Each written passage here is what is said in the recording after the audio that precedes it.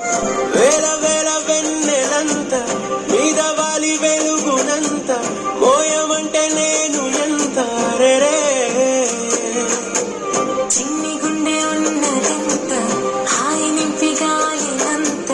పోదమంటే ఓపికంత రే కళ్ళు రెండు పుస్తకాలు భాషలేని అక్షరాలు చూపులోనే అర్థమయ్యే అన్ని మాటలు ముందు లేని ఆనవాలు లేనిపోని కారణాలు కొత్త కొత్త ఓనమాలు ఎన్ని మాయలు కథలెన్నో చెప్పారు కవితల్ని